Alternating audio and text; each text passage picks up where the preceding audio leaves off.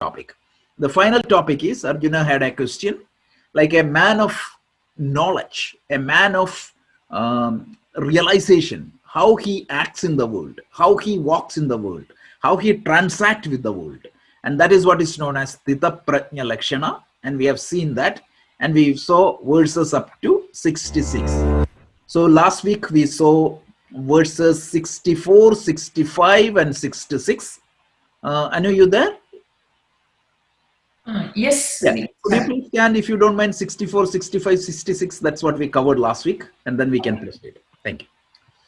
Ragadvesha viyuktaistu vishayanindriyaischran atmavashyai vidheyatma prasadamadigatchati prasade sarvadukhanam hanirasyopajayate prasannachetaso hyashu buddhih paryavatishthate नास्ति बुद्धिरयुक्तस्य न चायुक्तस्य भावना न चाभावयतः शान्तिः अशान्तस्य कुतः सुखम्.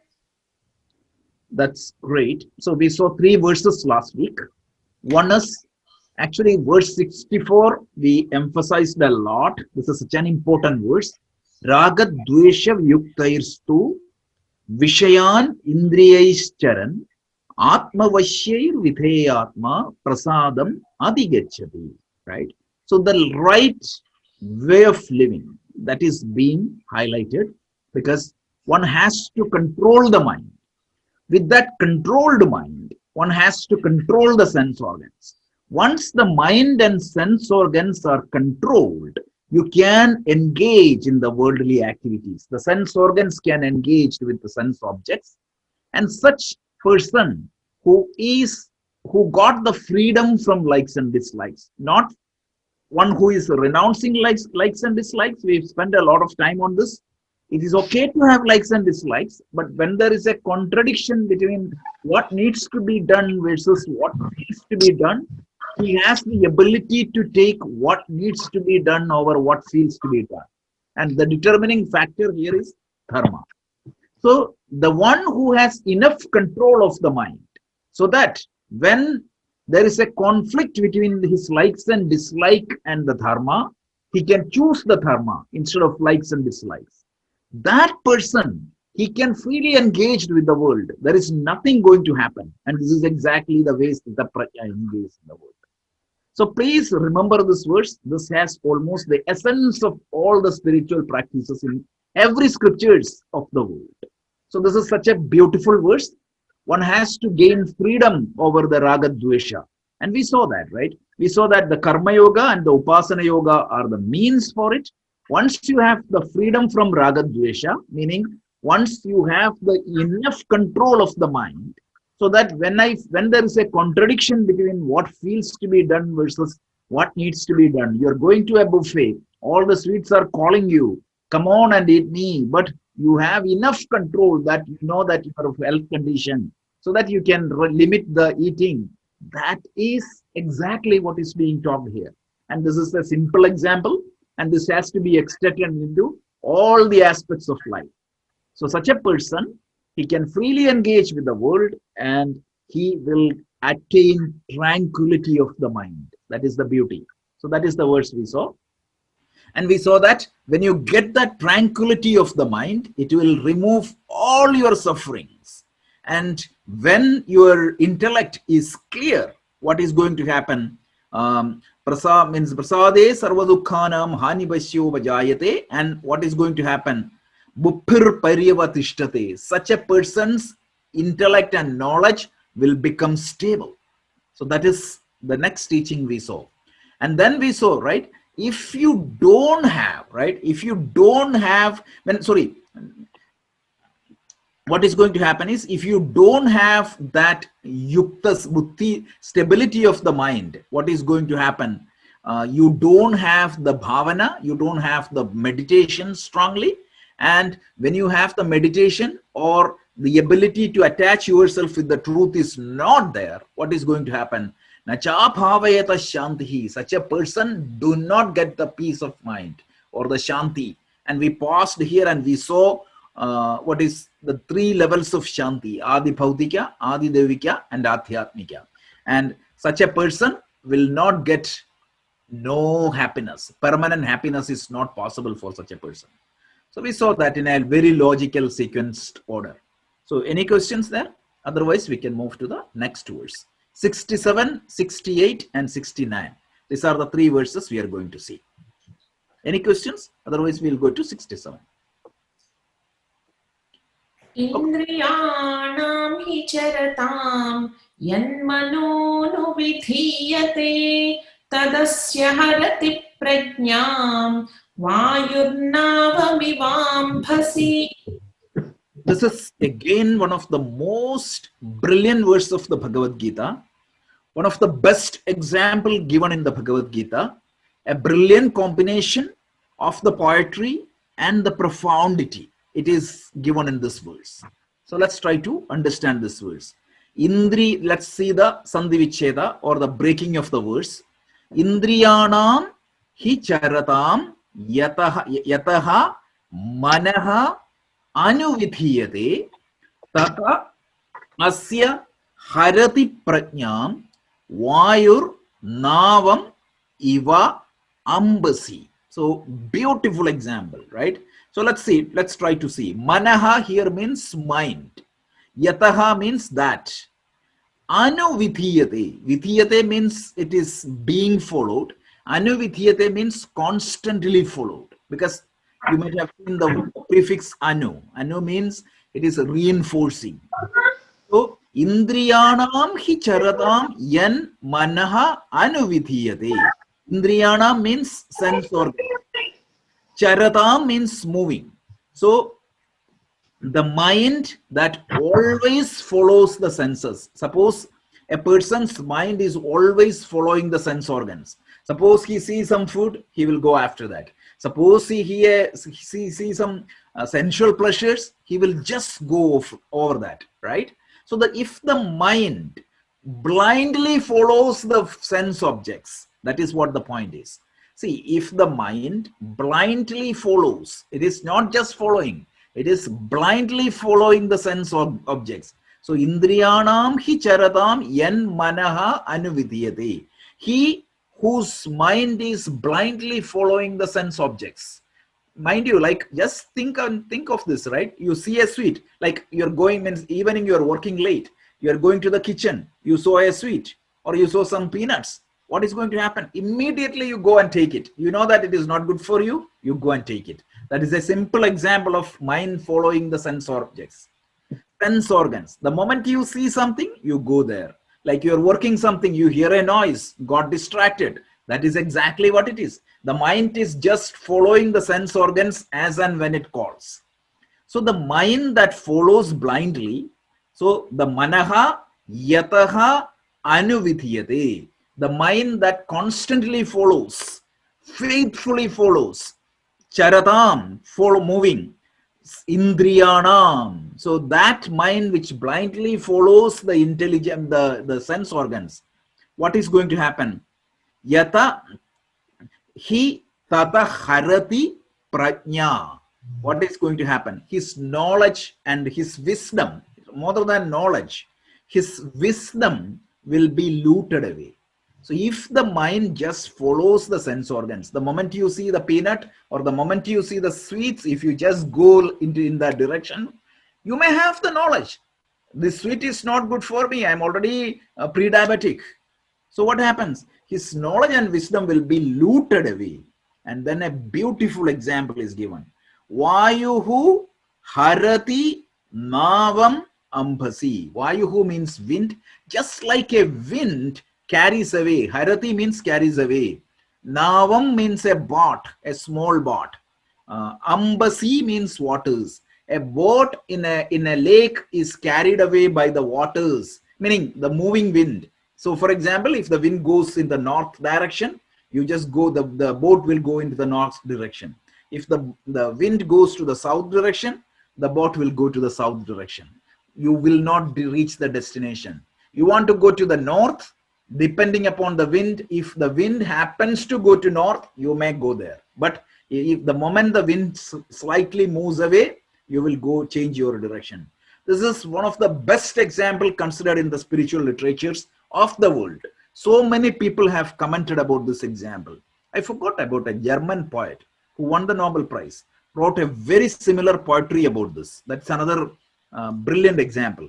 So think about this. Has anybody done the art of this rafting? Yeah, I did that. Oh, great. So Sanjay ji, could you please share? How do you do that? I'm not talking about the motorboat, but the rafting actually. The rafting. How do you do that?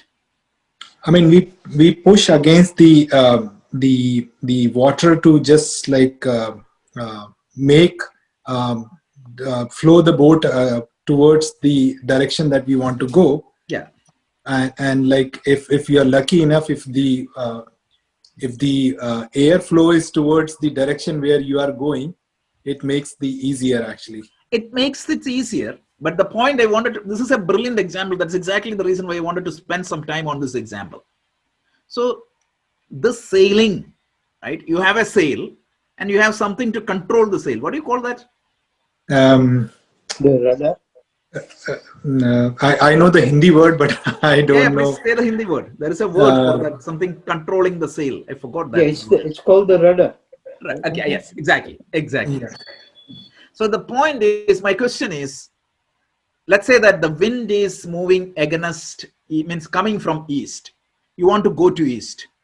Can you go to east?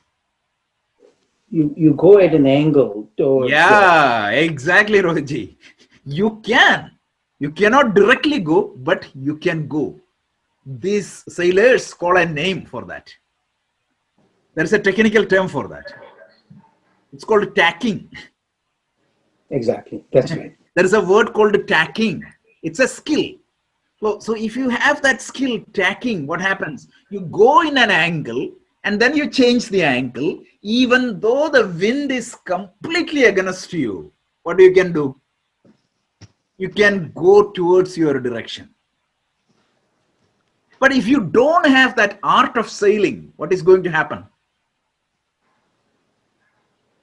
You want to go to east, but you will be pushed away. Yeah, that's true.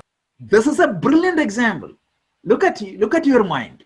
So every one of us have some goals of our life, correct? Let's say that you have a professional goal, you have a personal goal, you have a health goal, you have a social goal, and all these put together is your goal of your life. Means I'm talking only from the materialistic perspective. Forget about the spiritual goal, about moksha or anything like that. But even if your material goal, like let's say that you wanted to go higher in your corporate ladder, I want to take this certification, I wanted to establish this contact, I wanted to work hard, all this is my goal.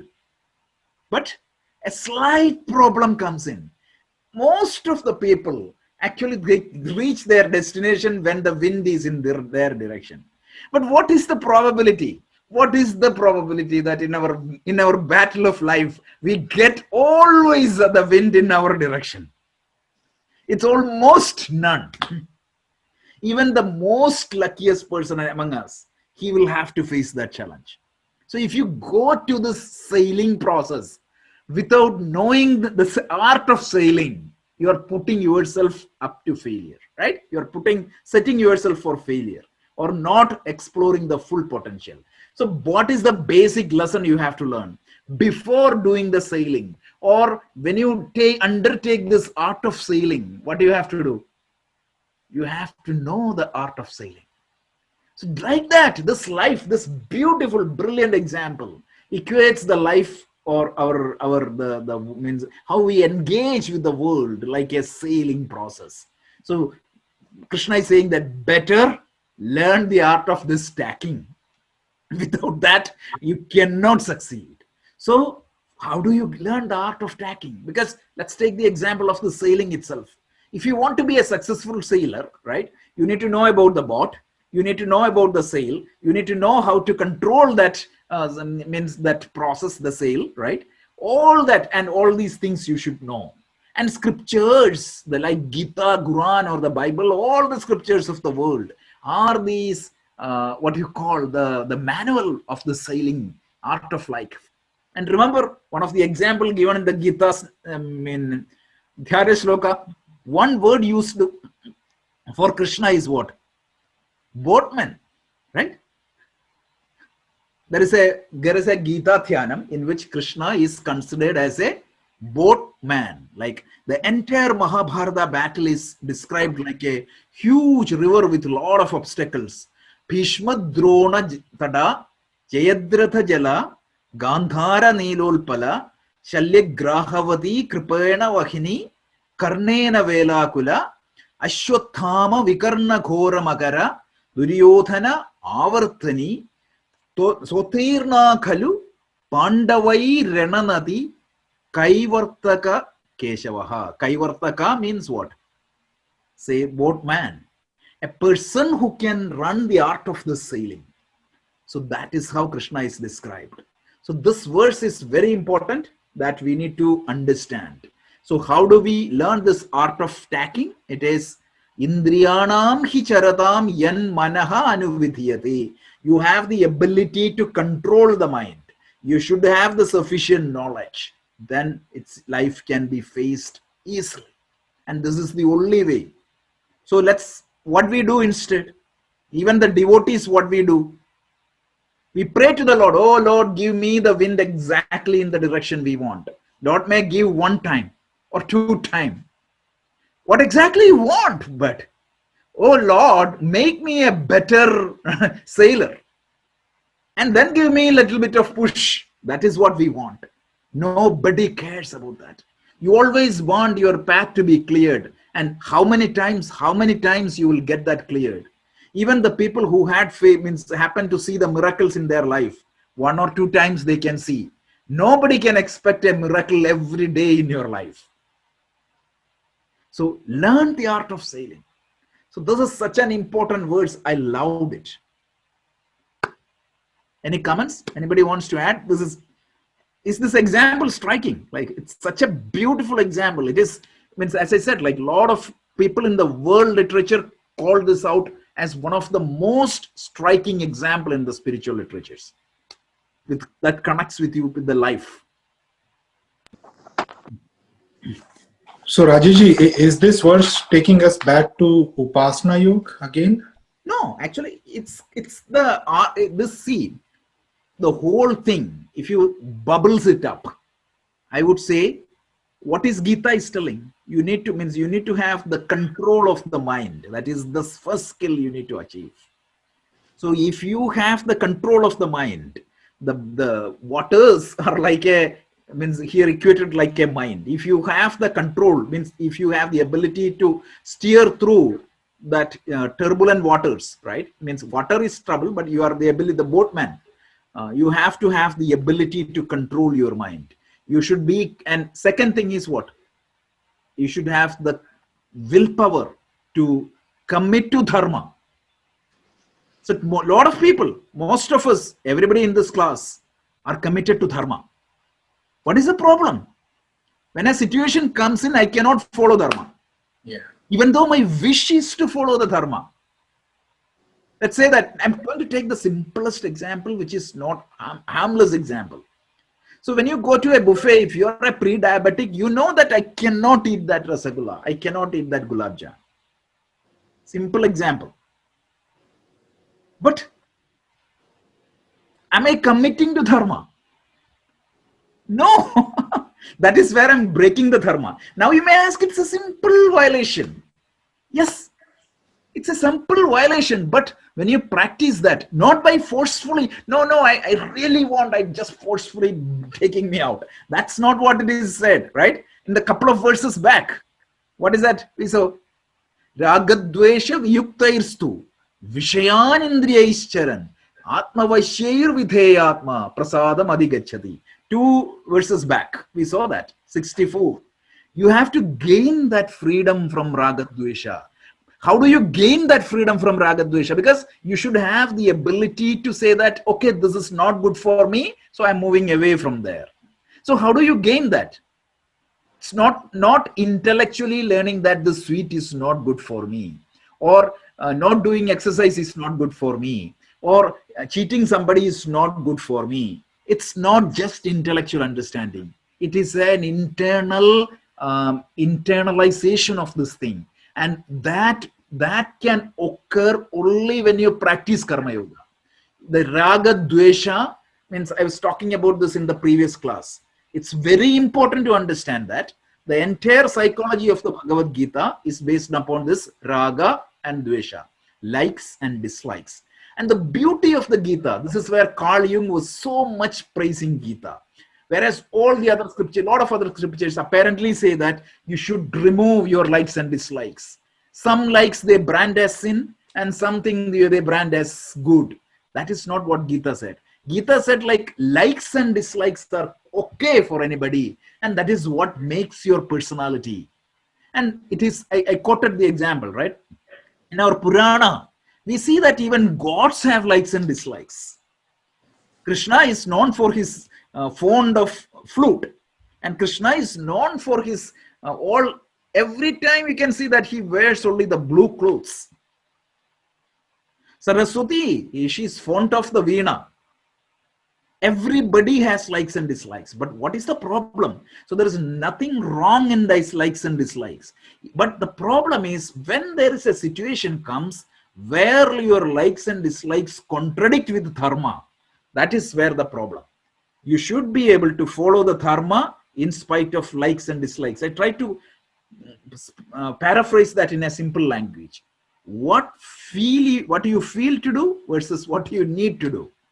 So the karma yoga is going to give you that ability to move, it means to go beyond your raga dvesha and do that. So this is the summary of this verse. I love this verse. This is one of my favorite verses of the Bhagavad Gita. One of the best striking example. So modern day, like all these examples, like the stacking and how to go there. One more point, right? When we talked about karma, I said, the karma, you can say that the direction in which the wind is coming, that is karma. And what is your grace? What is your grace, and how do you face your bad karmas? Learn the art of the stacking. That's it. And when you commit to dharma, you get it. So the bottom line is commit to dharma, no matter what. Commit to dharma. Dharmo rachati rachitaha. Dharmam talai kakam. So, Rajesh, here, dharma, when you say your guna dharma, this is connected. That's like your like and dislike, right? Guna dharma, yeah. So the guna dharma means, see, the dharma is a complicated term, right? But the basic dharma is common sense. We already talked about that. Mm-hmm. So the guna dharma means what? Yes, guna dharma also will come to you. So guna dharma means what exactly is our mental makeup. For example, suppose somebody is more R&D oriented. Somebody would be more activity oriented. Some people would be, even our spiritual practice. Some people are more into hatha yoga and such activities. Some people are more interested in study of the scriptures. That also will come to the picture, definitely. But this verse mainly talking about your ability to control your mind, because that control is very important. Whatever yoga you follow, the very definition of yoga is yogaha chittavritti nirodha. So with that, what you can do, you will have the ability to steer the boat in whichever direction you want. But think about this. If the driver who is driving the car is drunken, right? What is going to happen? There is a English novel, I read this. There is a beautiful story. So I forgot which novel it is, sometimes back. So there was a plane accident. This whole thing is described. So investigation is going on. So everybody came, and so like the pilot was drunken, co-pilot was drunken, and only one monkey was there. So they inquired this monkey, who was driving the flight? The monkey said, I was driving the flight. This is exactly what is happening to all of us. A person who has the skill to drive the battle or drive through the battle of life is our intelligence, knowledge, everything. And most of the times what is going to happen, we are drunken. We act like a, that's from, the monkey mind, the phrase. That is what is driving us. So there is absolutely no control. Some people, whatever comes to their mind, it will come through their mouth. You see some people speaking all the nonsenses in front of and later regret. Some people, they do whatever they feel to do and then they regret. And they give a small explanation. It was like this ability to control the mind. And from the 3 verses back, Krishna is building that top. Typically, people try to control the other way, try to control the sense organs and then mind. That is not going to work. You cannot shut this down. First, gain the control of the mind. So gaining the control of the mind, you have to follow Karma Yoga and Vipassana Yoga. Gradually, you will gain the control. And Patanjali Yoga Sutra, you will see a brilliant set of practices are given. Lot of meditation technique to gain the finer level control. So, but this paints the picture of a jnani. So this jnani is a person, like a bhogi is a person whose boat is going wherever the wind is coming into direction. A jnani is the person, even though the wind is exactly in the opposite direction, he has the skill to steer it to the right direction. He will take that angle, another angle. So even though the wind is coming from east, he will be still moving towards the east. And that's why I was just using that example of tacking.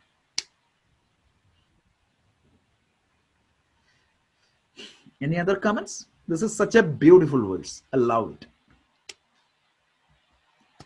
Okay. So let's go to the verse 68. Anu.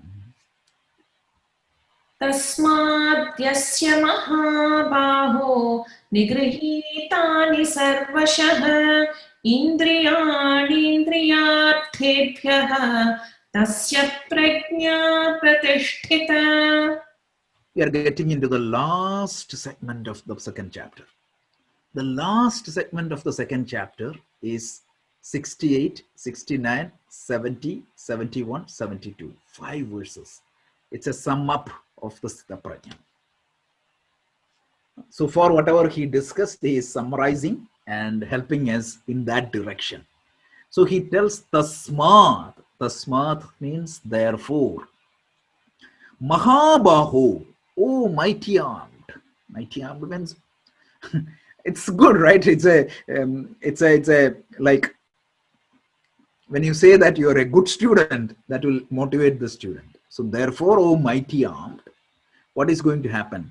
Tasmadasya mahabaho nigrahitani sarvashaha indriyani indriyarthepyaha tasya prajna pradishtita. Tasya prajna pradishtita. He means, therefore, O mighty armed, a person whose knowledge is steady. Prajna, I already talked about the word prajna, as explained by Shankaracharya.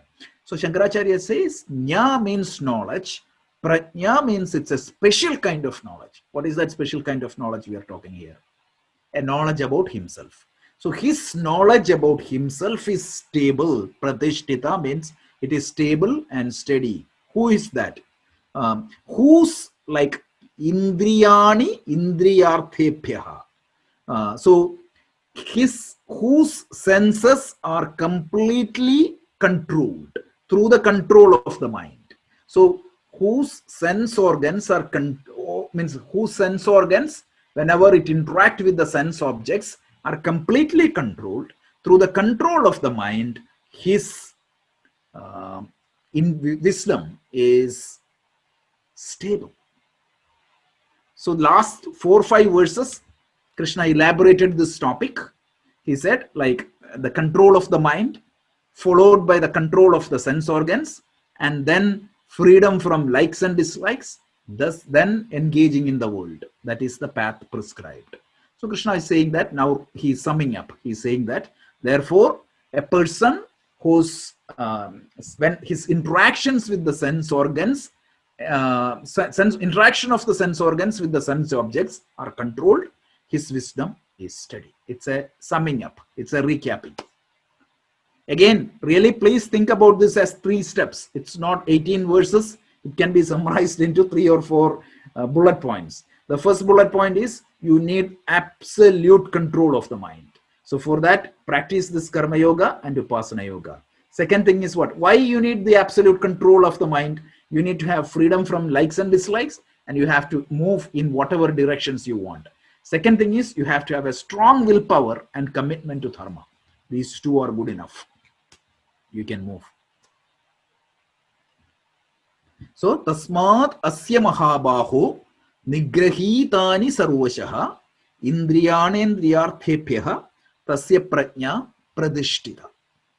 Beautiful verse. Now coming the one of the complicated similes of the Bhagavad Gita. So, Anu, could you please chant? या निशा सर्वभूतानां तस्यां जागर्ति संयमी यस्यां जागृति भूतानि सा निशा पश्यतो मुनेः. This is one of the brilliant verse. Some verses of the Bhagavad Gita.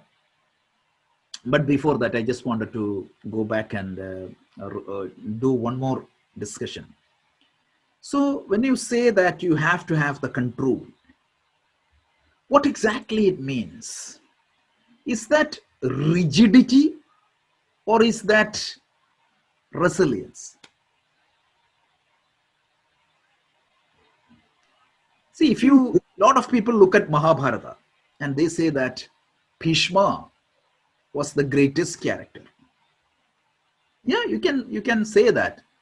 But what exactly is what Vyasa is trying to say through Mahabharata? This rigidity of the Bhishma created a lot of issues.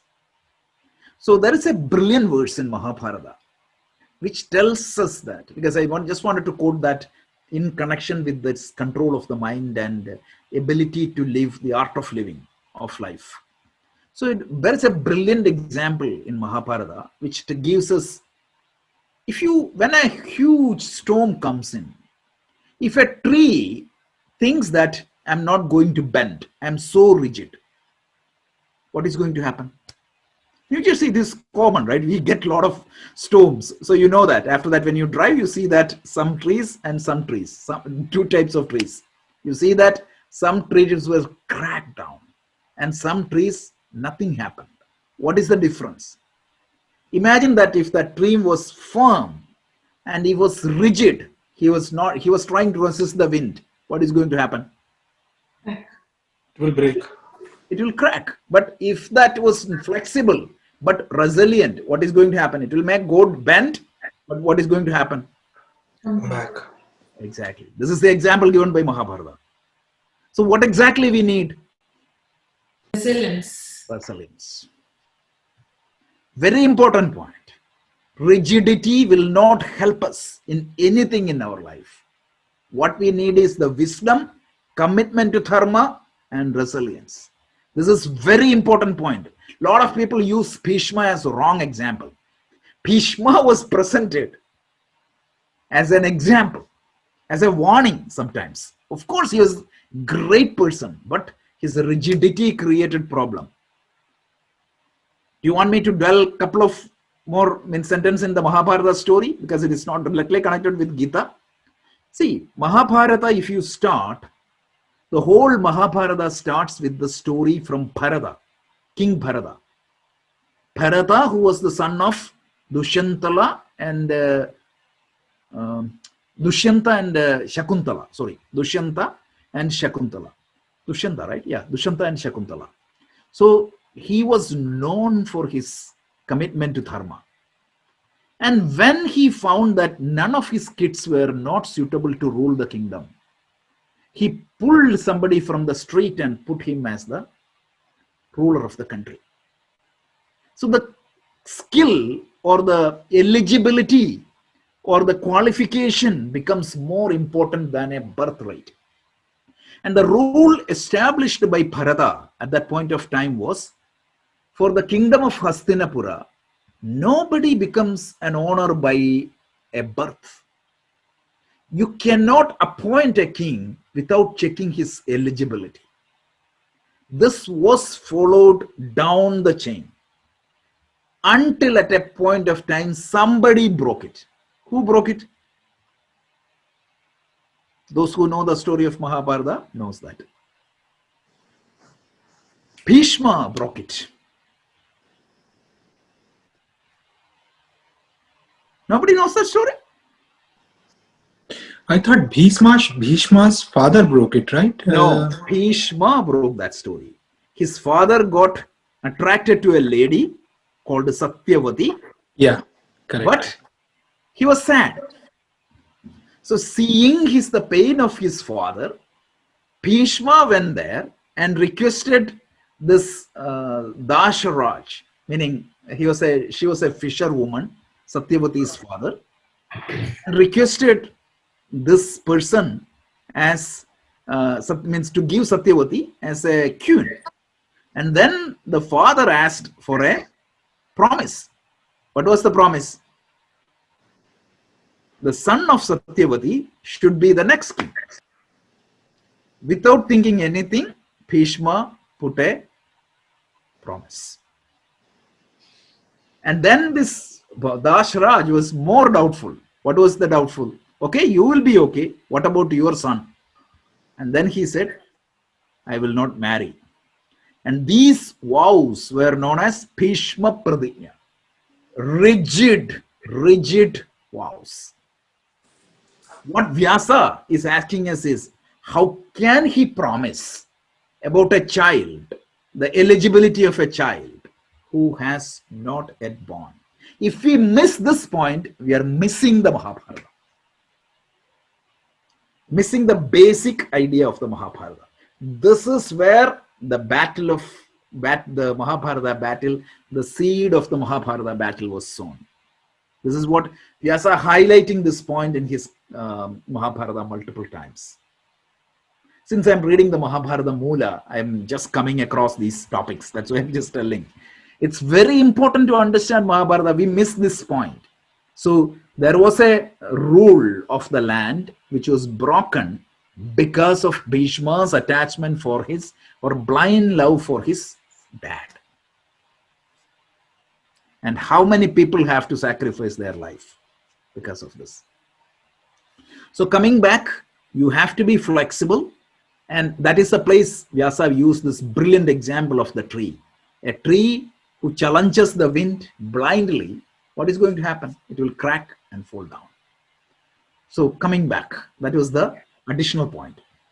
So coming back to this example, the day and night simile. So this verse is a twisting verse. This is a verse where poetry combined with profundity. Because some of the verses, there are a lot of verses in the Bhagavad Gita which are profound verses, like Ragadvesha Viyuktairstu, Karmanyevadhikaraste. And there are a lot of verses with poetry. There are but a few verses where the poetry combines with profundity. And this is one verse. So he tells, right, Ya Nisha Sarva Bhutanam, that which is night for all the beings, and for a jnani that is day.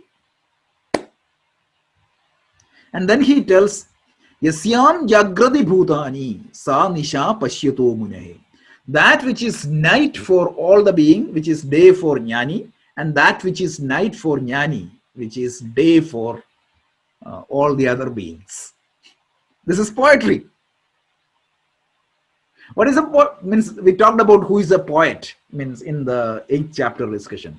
One who sees beyond the eyes can see. That is what the definition of the poet, Kavi.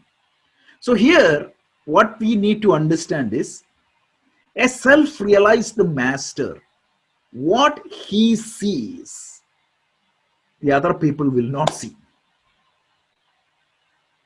So let's imagine a Bhogi versus a Jnani. This is a comparison between a Bhogi and a Jnani. Let's say that a bhogi, when the bhogi sees that jalebi or that sweet, what exactly he sees? The immediate gratification of the sense organs is what comes to his mind. His executive memory will be loaded with the desire which is for the immediate sense gratification. And whereas a jnani, he will see much beyond that. So what is being visible to a man of self-realization? It is invisible to a jnani. Shankaracharya uses the most traditional example here.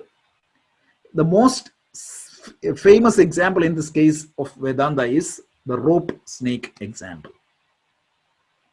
Let's say that a bhogi, what he sees in the case of a rope snake example? Snake. And what about a jnani sees? Rope. So what is visible to jnani is completely invisible to the bhogi. And what is visible to bhogi is not visible to jnani. Because what is visible to bhogi is a projection. Whereas what is visible to jnani is the truth. Because one is, it exists, therefore I see it. That is the case of the jnani. And what is the case of the bhogi? I see it, therefore it exists. So that is what is poetically said. What is day for a jnani? That means day means what? Objects are visible to me. So what is visible to jnani, which is a rope, that is dark for the bhogi. The significance of dark means he cannot see it. So the rope is invisible to jnani because that is blind spot for him at this point of time. And what is visible to bhogi, which is a snake, is invisible to jnani. That is dark for him. That is the example. If you just think about this one example, this verse will be clear. That which is night for a man of realization is a day for a bhogi, and that which is day for a bhogi is night to a jnani.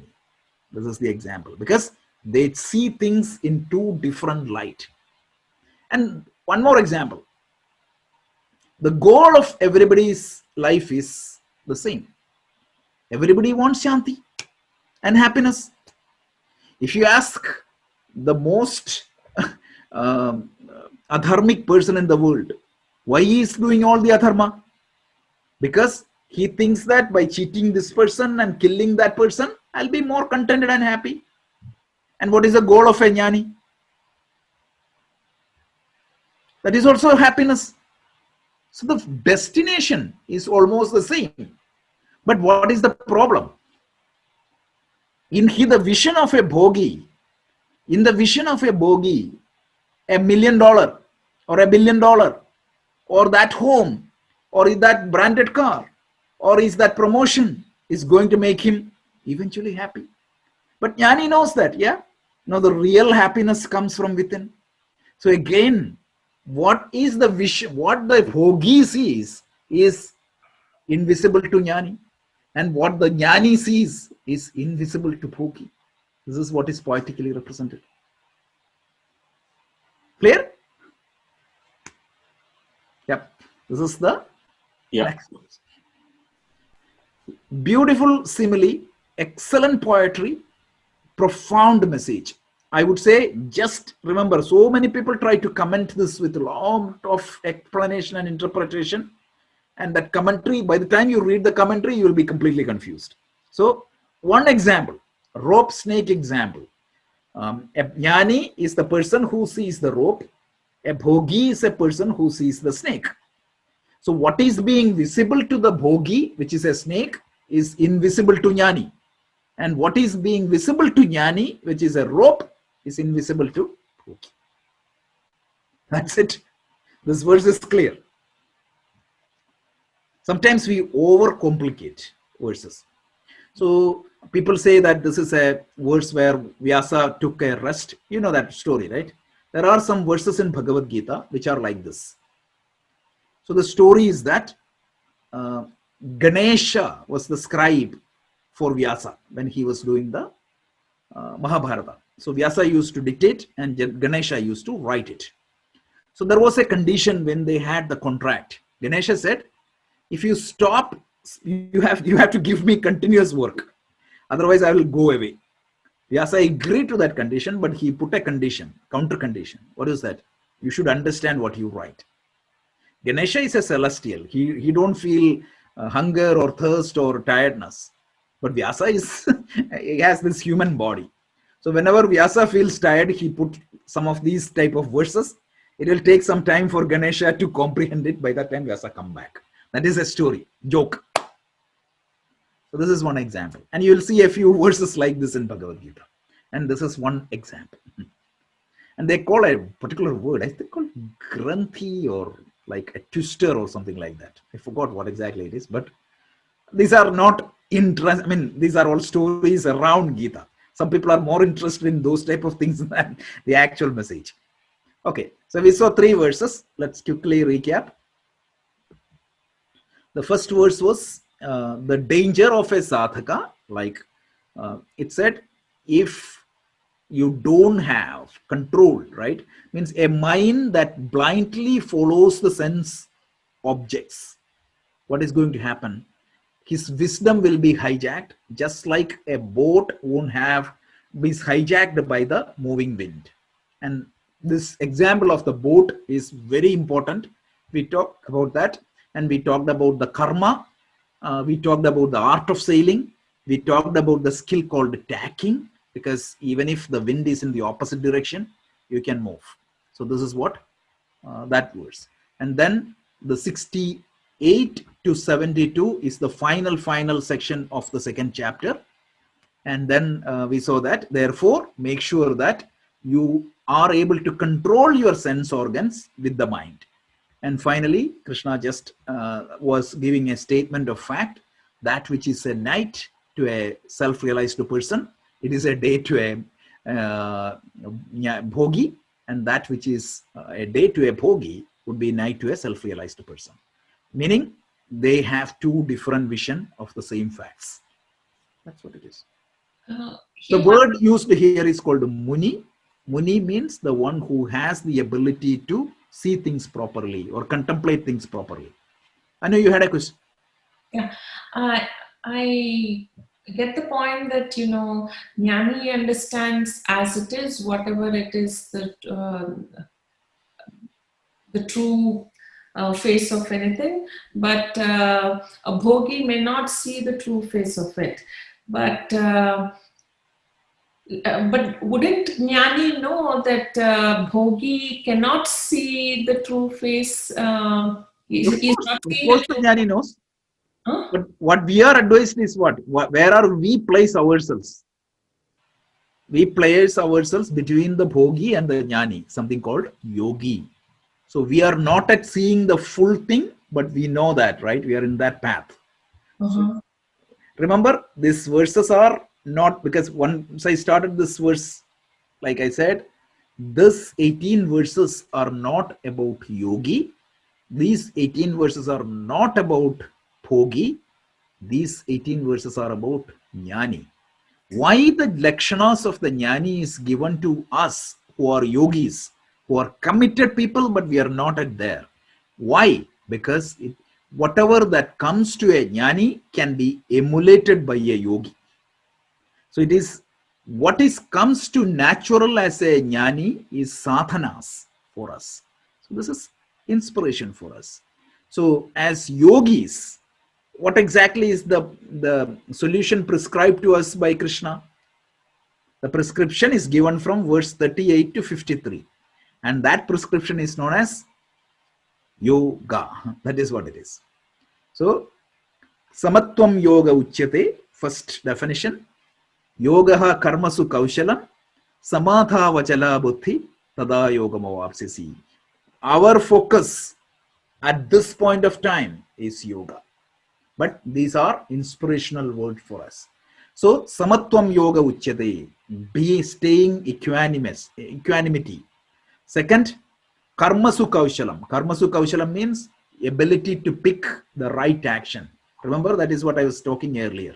when you have a conflict, your raga dveshas are conflicting with dharma. How do you pick that? So you have to forcefully pick what is that. That is initially. And then over a period of time, what is going to happen? Your raga dveshas will naturally get aligned to the dharma. That is the state of a jnani. And finally, the third definition of yoga, which is samatha vachala yubuddhi tada yogama apsasi. So ability to keep the mind in a stable, well-placed state. That is the upasanas. All the upasanas comes there. So bottom line again is, please practice karma yoga and upasana yoga. Every day, practice little bit upasana, little bit of prayer, little bit of meditation. That is absolutely must. And as a simple technique, I said, like, at least you should have one conscious breath every day. That is not difficult, right? One conscious breath.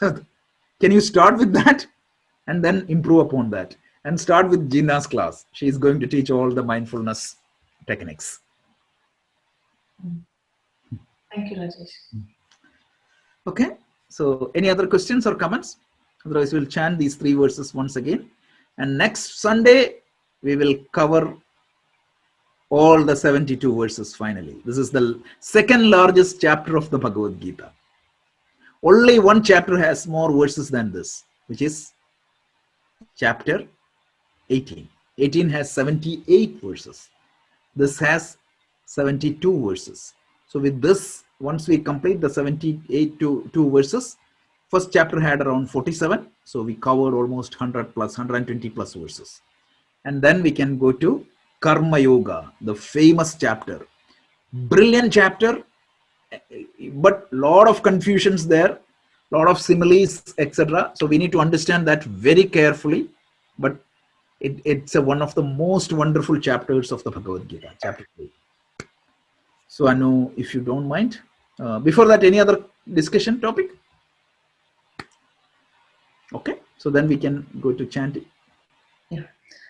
Indriyanam hi charatam yanmano vidhiyate tadasya harati prajnam vayurnavamivambhasi tasmadyasya mahabaho nigrihitani sarvashah indriyani indriyarthebhyah tasya prajna pratisthita yanisha sarvabhutanam tasyam jagati samyami yasyam jagrati bhutani sanisha pashyato munehe.